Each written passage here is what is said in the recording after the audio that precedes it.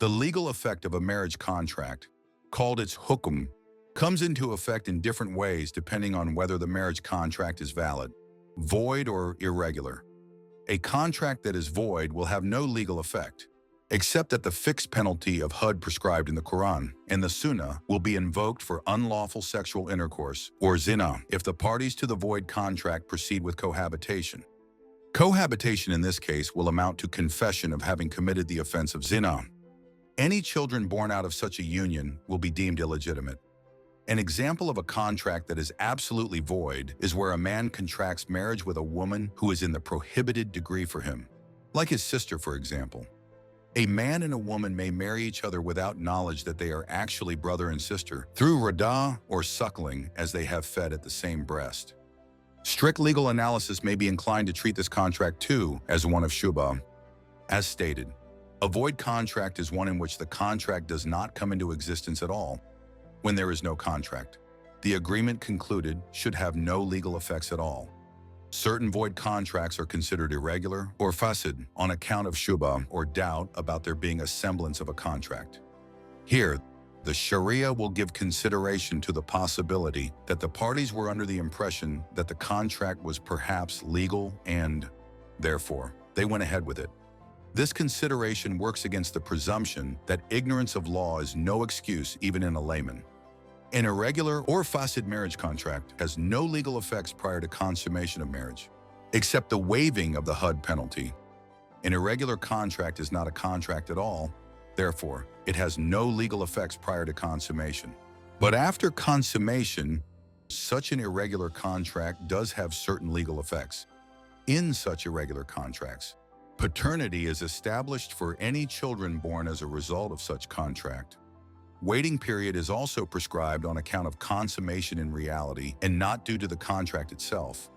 There is also an obligation of paying dower, where this arises out of intercourse and not out of the contract, there being no contract.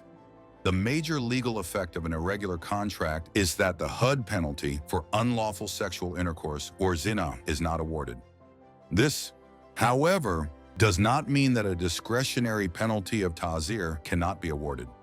The contracts that can fall under this exemption are those where the contract of marriage with a woman was possible if certain external circumstances did not exist and the woman was not perpetually prohibited for the man. In some of these cases, rectification is also possible. The following contracts fall under the fasid or irregular category. First, a contract concluded without witnesses. A contract without witnesses is in reality a void, but it is treated as irregular due to shubhah. Second, a marriage contract concluded with a woman during her waiting period called iddah. Third, a marriage contract concluded with a woman prohibited due to a continuing marriage with an existing wife. For example, an existing wife's sister when the first sister was divorced, but is still in her waiting period. Fourth, a marriage contract concluded with a fifth wife, while the fourth wife divorced is still in her waiting period.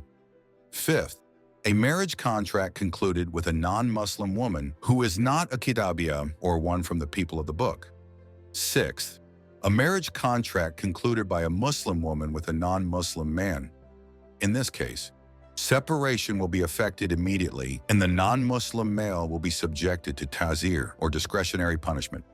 In the second, third, and fourth cases mentioned, state law may require the production of a divorce certificate, but we are not concerned with that here. Cases of gay marriages or marriage with an intersex person followed by sexual activity cannot be classified under irregular contracts. There is no had penalty in such cases, according to the Hanafi school.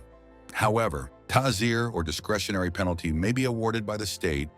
It is to be noted that the had penalty can be waived due to shubhah, but ta'zir cannot.